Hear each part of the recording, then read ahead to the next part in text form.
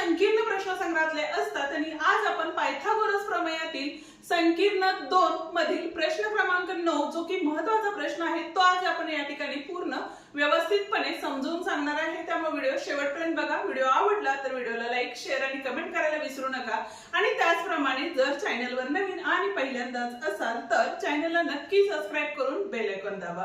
तर मग बघूया काय प्रश्न दिलेला आहे। आता प्रश्न आपल्याला असा विचारलेला आहे बघा या ठिकाणी की सिद्ध करा समांतरभुज चौकोनाच्या कर्णांच्या वर्गांची बेरीज ही त्या चौकोनाच्या बाजूंच्या वर्गांच्या बेरजेइतकी असते। ठीक आहे, म्हणजेच काय बघा तर कर्णांच्या वर्गांची बेरीज म्हणजे AC चा वर्ग अधिक BD चा वर्ग हा काय असणार आहे तर त्यांच्या बाजूंच्या वर्गांची बेरीज म्हणजेच काय तर AB चा वर्ग अधिक BC चा वर्ग अधिक CD चा वर्ग अधिक AD चा वर्ग इतके असणार आहे। तेच आपल्याला सिद्ध करायचं आहे। आता प्रमेय थोडा मोठा होता म्हणून मी लिहून घेतलेला आहे जेणेकरून तुम्हाला स्टेप बाय स्टेप व्यवस्थित समजावून सांगता येईल। आता पक्षामध्ये आपल्याला काय दिलेलं आहे तर एक समांतरभुज चौकोन दिलेला आहे, बरोबर आहे, आणि त्याचे कर्ण दिलेले आहेत। तेच आपल्याला काय करायचं असतं तर पक्षमध्ये लिहायचं असतं जे प्रश्नात दिलेल्या गोष्टी असतात त्या। आता काय लिहिलं मग इथं आपण तर ABCD हा समांतरभुज चौकोन आहे, ही पहिली गोष्ट झाली। ठीक आहे, आणि दुसरी गोष्ट काय असणार आहे तर कर्ण AC आणि कर्ण BD हे काय करतात O मध्ये छेदतात एकमेकांना। ठीक आहे, ही झाली दुसरी गोष्ट। सिद्ध काय करायचे आपल्याला तर दोन्ही कर्णांच्या वर्गांची बेरीज म्हणजेच काय येणार आहे बघा साध्यमध्ये ते लिहायचे आपल्याला की AC चा वर्ग अधिक BD चा वर्ग बरोबर बाजूंच्या वर्गांच्या बेरजेइतका। आता बाजू कुठल्या कुठल्या तिथं तर AB, BC, CD आणि AD या बाजू आहेत त्यांच्या वर्गांच्या बेरजेइतका।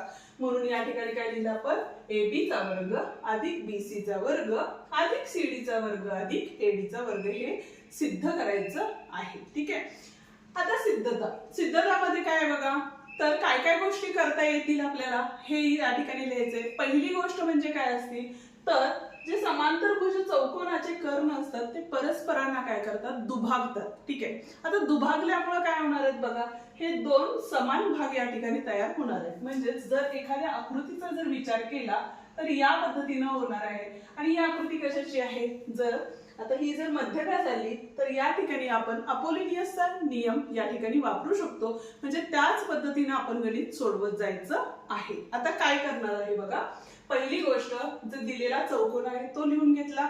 ABCD समांतरभुज चौकोन आहे, हे कशामध्ये दिलेले आपल्याला तर पक्षामध्ये दिलेलं आहे, म्हणजे आपल्याला जे गणित दिलेलं आहे त्या गणितातच दिलेलं आहे म्हणून आपण या ठिकाणी पक्ष असं लिहिलं। ठीक आहे, दुसरी गोष्ट आता समांतरभुज चौकोनाचे गुणधर्म काय सांगतात तर समोरासमोरील बाजू या काय असतात समान असतात। म्हणजे जेवढी AD आहे तेवढीच काय असणार आहे या ठिकाणी BC असणार आहे, जेवढी AB असणार आहे तेवढीच काय असणार आहे CD किंवा DC असणार आहे। ठीक आहे, आता दुसरी गोष्ट जसं मी मगाशी म्हटलं तुम्हाला त्या पद्धतीने समांतरभुज चौकोनाचे कर्ण काय करतात परस्परांना दुभागतात म्हणजे काय करतात तर निम्मे निम्मे जेवढी लांबी AO ची आहे तेवढीच लांबी OC ची असणार आहे आणि जेवढी BO ची असणार आहे तेवढीच काय असणार आहे OD ची असणार आहे आणि तेच आपण या ठिकाणी लिहिलं।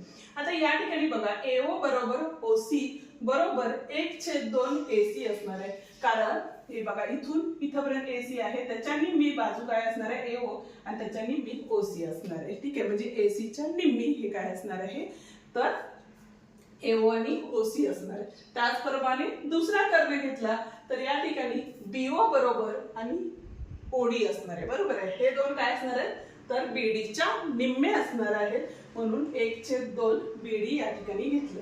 आता इथे 1 2 नंबर दिला होता, इथे 3 आणि 4 दिला। ठीक आहे, जर आता आपण त्रिकोण घेतला, कुठला त्रिकोण घेतलाय बघा या ठिकाणी तर नावाशेतील ABC घेतला तर इथं काय असणार आहे आपला O असणार आहे, A आणि C च्या मध्ये O आहे।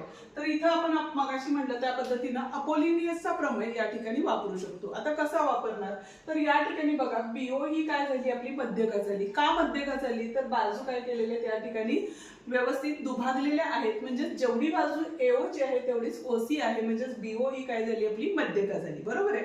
आता जर ती मध्यका असेल तर आपण नियम कुठला वापरू शकतो किंवा प्रमेय कुठला वापरू शकतो तर अपोलिनियसचा प्रमेय जो आहे तो या ठिकाणी ठिकाणी आपण वापरू शकतो. काय आहे अपोलिनियसचा प्रमेय? तर या ठिकाणी बघा AB चा वर्ग अधिक BC चा वर्ग आहे. ठीक आहे, AB चा वर्ग अधिक BC चा वर्ग बरोबर 2BO वर्ग अधिक 2OC वर्ग. म्हणजे आपण लिहिताना कसं लिहितो बघा, इथं AB चा वर्ग BC चा वर्ग, एकदा BO चा वर्ग आणि एकदा AO चा वर्ग किंवा OC चा वर्ग. AO किंवा OC त्यामधलं कुठलंही एक साइड तुम्ही घेऊ शकता. आपण या ठिकाणी OC चा वर्ग लिहिलेला आहे. हा आहे आपला अपोलिनियस प्रमेय. पण आता BO म्हणजेच काय लिहिले बघा, आपण इथं 1/2 BD लिहिलेले, बरोबर आहे.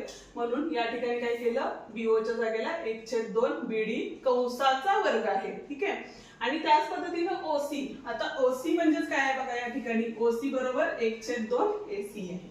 म्हणून OC च्या जागेला आपण काय घेतलं, 1/2 AC कंसाचा वर्ग घेतला. ठीक आहे, आता दुसरी गोष्ट बघा, इथं काय आहे, 2 कंसात 1/2 कंसाचा वर्ग. म्हणजे येताना काय येणार आहे इथं, तर 2 गुणिले 1/4. कारण 1/2 चा वर्ग काय असतो, 1/4.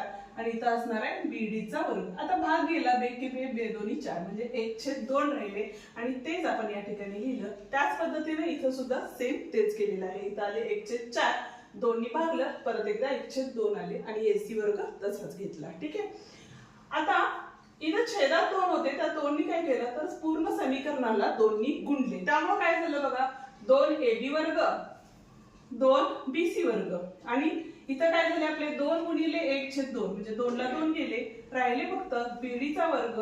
इथं सुद्धा 1/2 गुणिले 2 म्हणजेच राहिलं काय, तर AC चा वर्ग. ठीक आहे, 2 ने गुणले. हे कारण लिहिणं सुद्धा गरजेचं आहे. ठीक आहे, त्याच पद्धतीने बघा 2AB चा वर्ग होता, म्हणून आपण काय लिहू शकतो, AB वर्ग अधिक AB वर्ग.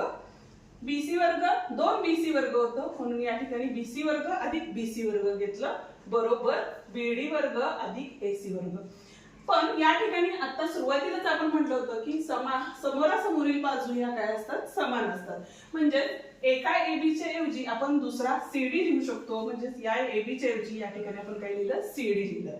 एक AB ऑलरेडी आहे. ठीक आहे, त्याच्यानंतर बघा BC चा वर्ग अधिक BC चा वर्ग. BC च्या समोरील बाजू ही काय आहे, AD आहे.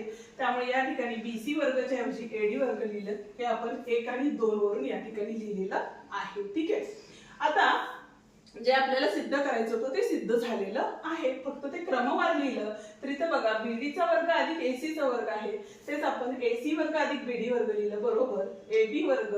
त्याच्यानंतर येणारी बाजू BC वर्ग, नंतर CD वर्ग आणि नंतर DA किंवा AD वर्ग. हेच आपल्याला सिद्ध करायचं होतं. बघा बरं आलं का तेच, यस तेच आलेलं आहे. ठीक आहे, हा होता आपला 9वा प्रश्न. जर तुम्हाला लिहून घ्यायचा असेल तर स्क्रीनशॉट काढून लिहून घेऊ शकता. व्हिडिओ पॉज करून ही गणित तुम्ही या ठिकाणी लिहून घेऊ शकता. ठीक आहे, भेटूया आपण उद्याच्या भागात, ज्यामध्ये आपण गणित 10 पासून पुढची गणित सोडवून देणार आहेत. तुम्हाला प्रत्येक व्हिडिओमध्ये एकच गणित सोडवून द्यायला हवं का पूर्ण संकीर्ण एकाच व्हिडिओमध्ये हवा आहे, ते मला कमेंट करून नक्की सांगा. व्हिडिओ आवडला असेल तर व्हिडिओला लाईक, शेअर आणि कमेंट करायला विसरू नका. आणि त्याचप्रमाणे जर चॅनलवर नवीन आणि पहिल्यांदाच असाल तर चॅनलला नक्की सबस्क्राईब करून बेल आयकॉन दाबा, जेणेकरून आपल्या अशाच नवनवीन व्हिडिओची नोटिफिकेशन तुम्हाला लवकरात लवकर मिळून जाईल. धन्यवाद.